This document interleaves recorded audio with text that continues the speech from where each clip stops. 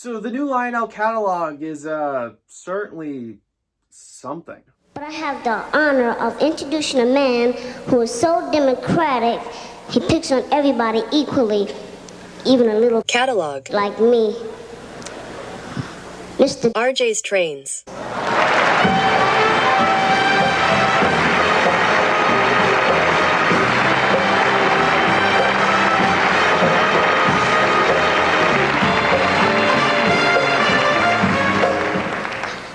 Be funny. Make sure to use code RJTRAINS at trains.com for $10 off any order $50 or more. Well, hello everybody, and welcome back to a very special video here today on RJ's Trains. We're going to be taking a look at Lionel's all-new Volume 1 2025 catalog. And well, this won't be your typical catalog review where I'm just showing the catalog and flipping page by page and saying, that's cool, I might order that, and then not order it, which is what a majority of the catalog reviews are, and I find them extremely boring. So instead, let's have some fun and just joke and talk about some of the products in Lionel's whole new Volume 1 catalog. It's, like I said, it's something. Now, a lot of you guys like to believe that I am actually paid off by Lionel in some way. In fact, that was a very popular theory in the comment section of my RF&P F19 video.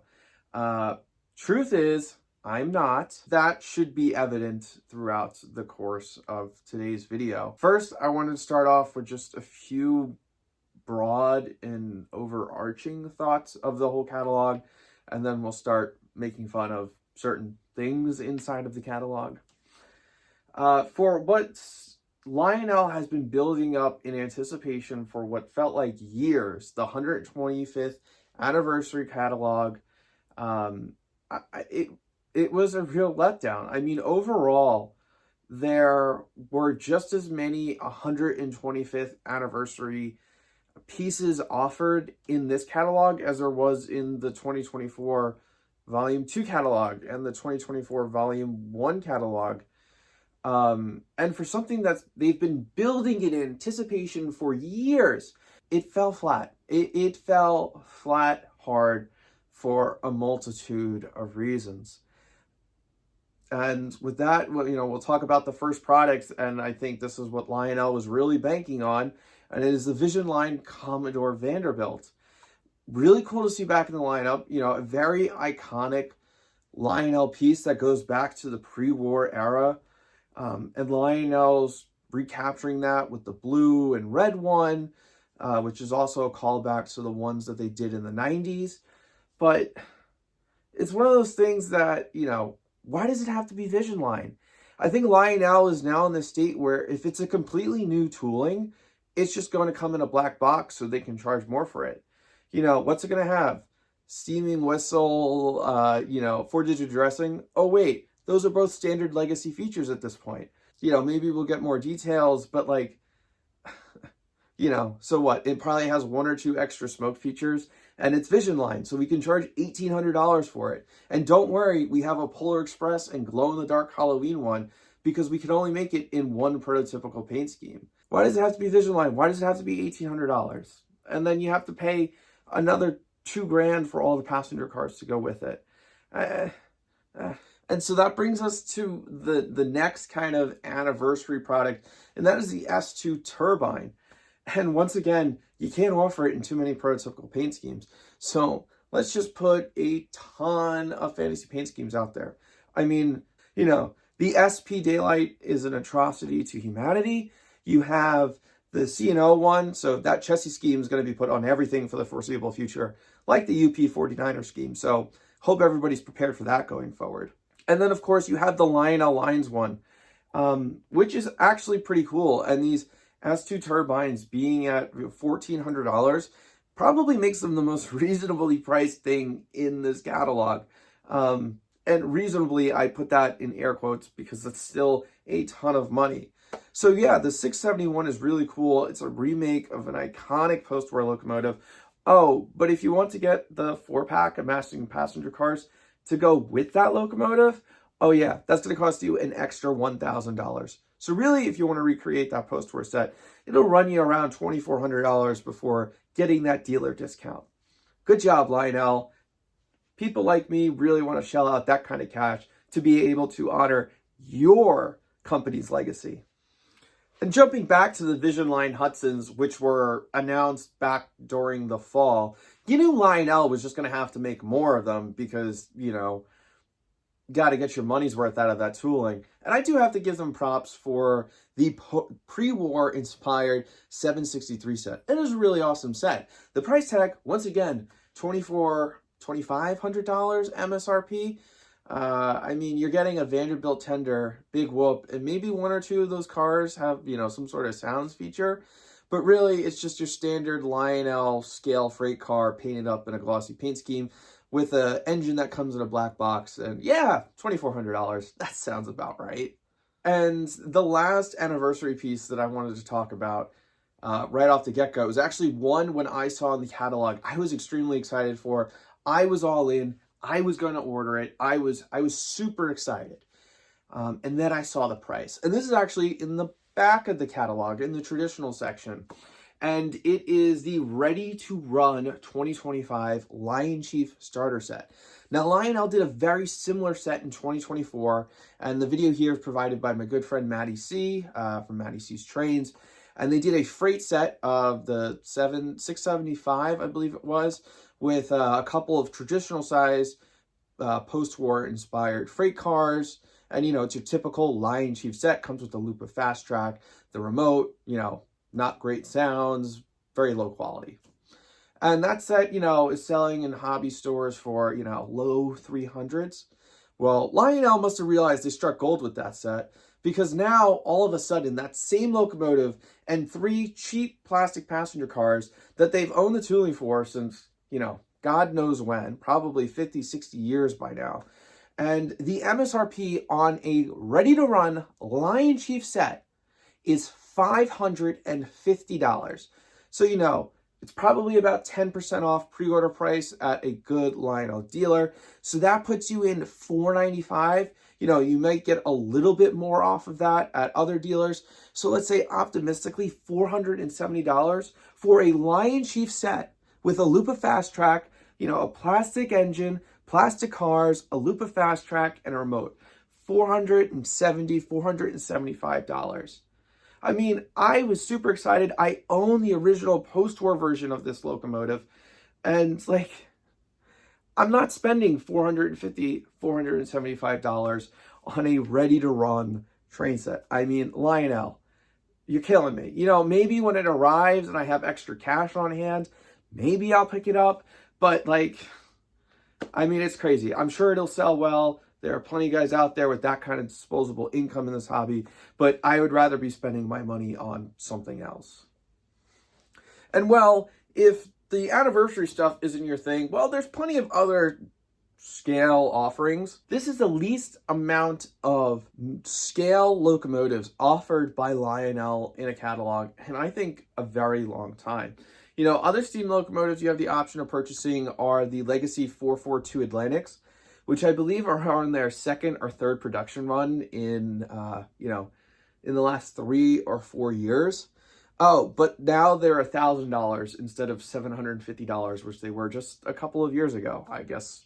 Also, we have the return of the Legacy Heislers, which is awesome until you look at that price tag and you realize that the Legacy Heislers are $1,700. Makes me really glad I picked up that MTH Premier 3-truck Western Maryland Shay for like $1,000 just a year and a half or so ago.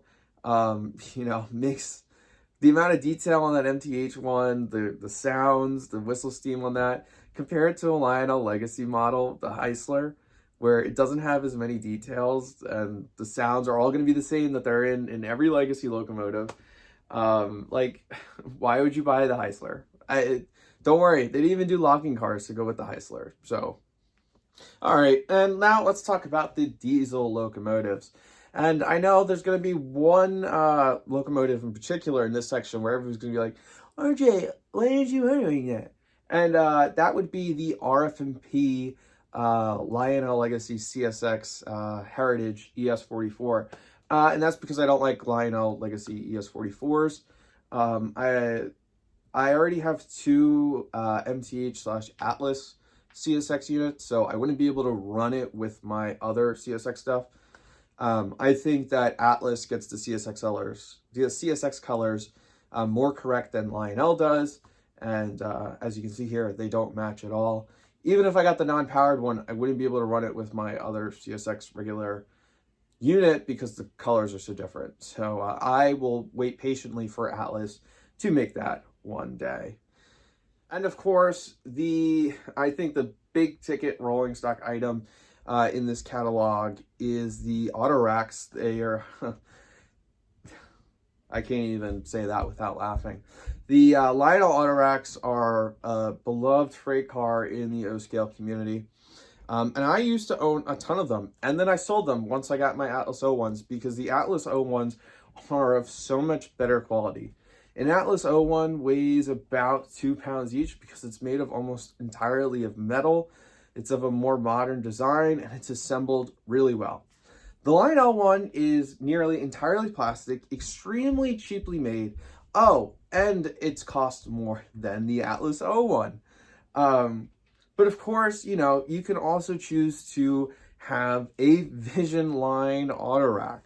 You know, that'll be awesome. So you basically have a Freight Sounds auto rack with an unloading and loading feature and an end of train device. I know that many of us have large and expansive layouts where we can set up a auto rack loading and unloading scene so that, you know, loading and unloading sound feature in the Vision line auto rack will be pretty awesome. Once again, that was something that I saw when I first flipped through the catalog and be like, that's pretty neat. And then I realized I would only ever use it as a Freight Sounds, you know, auto rack.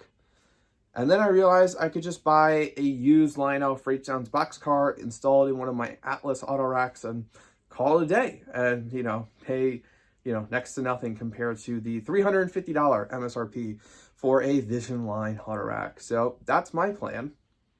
And I would be remiss if I did not mention all of the former Weaver tooling freight cars, which Lionel is now selling for 4 times more than Weaver ever did. All right, and now it's time to actually dive into the majority of the catalog, which is the traditional section. Now, I will start off this section by saying one nice thing about Lionel, and then following it up with the obvious counterpoint, is that the new ready-to-run sets with the plastic track and plastic locomotives, which are still remote-controlled, Lion Chief controlled, they're actually an insanely good idea because it allows somebody to, you know, buy this plastic set at a very cheap price with a ton of play value for their kids. You know, maybe something to run around the Christmas tree in December. But you're still able to take that locomotive and be able to run it on a normal O-scale layout just like this one. So it has a ton of play value at a rock bottom price. These things are going to sell like hotcakes on Amazon, which is exactly what Lionel's hoping for. The problem is that how do you take somebody who got that set for Christmas, a little kid, and bring them into the next level of the hobby? Because at that point, the next level is a ready-to-run set, which now costs, you know, at least in the $300 neighborhood. It comes with a loop of fast track, you know, no other accessories like the battery powered set does. And, you know, Lionel is kind of starting to price themselves out of their own ready to run starter set line because they're making a product that's cheaper and can't compete with the price of something so expensive. I don't know, maybe I'm just an idiot, but And of course, we have to mention the Star Wars stuff. But I very much dislike Star Wars, never was into it as a kid. So, Move along. Move along. Move along.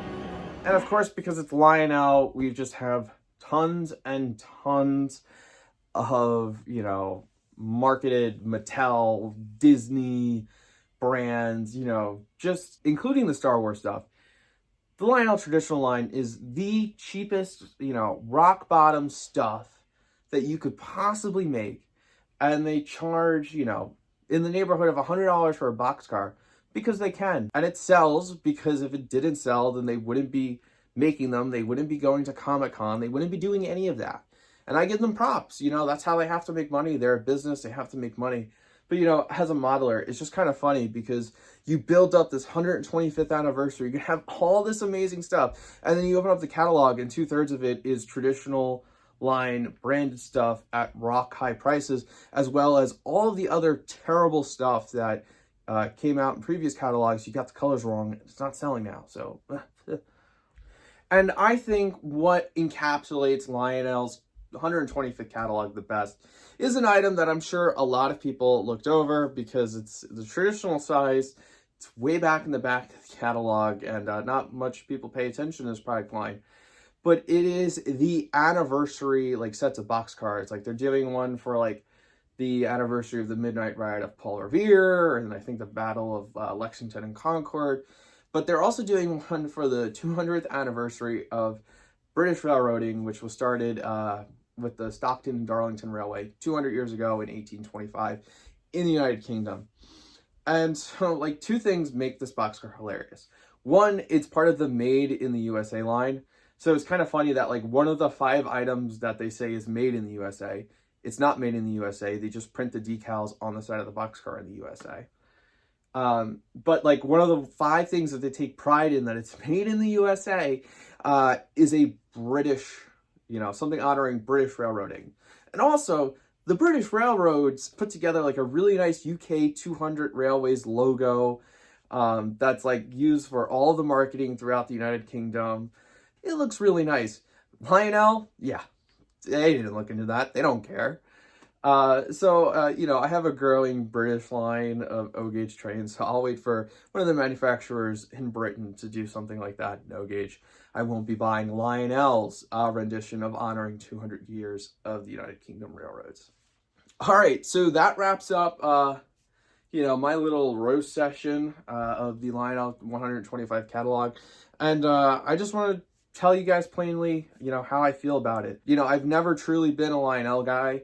You know, my personal thing is that I will only buy Lionel if it's something that I know MTH will never make, which explains why I bought, like, the F-19 or the H-7 for, you know, a Hudson or a P-42 or Amfleets or freight cars. I'm going to hold out for an Atlas or MTH version. And so here comes the $1 million question. RJ, what are you ordering from the Lionel catalog? And it is this anniversary Thomas the Tank Engine boxcar. Now, I get it. You guys are probably laughing at me right now, but Thomas the Tank Engine did play a pivotal role in my childhood. And I wouldn't be here today on YouTube with this train layout if it wasn't for Thomas the Tank Engine. And the graphics that Lionel used on this is very reminiscent of what I remember of Thomas the Tank Engine when I was a kid, and not the garbage that's put on TV today. So yeah, after all that, what I'm ordering from the Lionel catalog is a Thomas the Tank Engine boxcar, and I will be saving all my money for MTH and Atlas,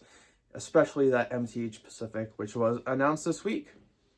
So I hope you all enjoyed the video. Hopefully this was a little bit more enjoyable than a regular catalog review.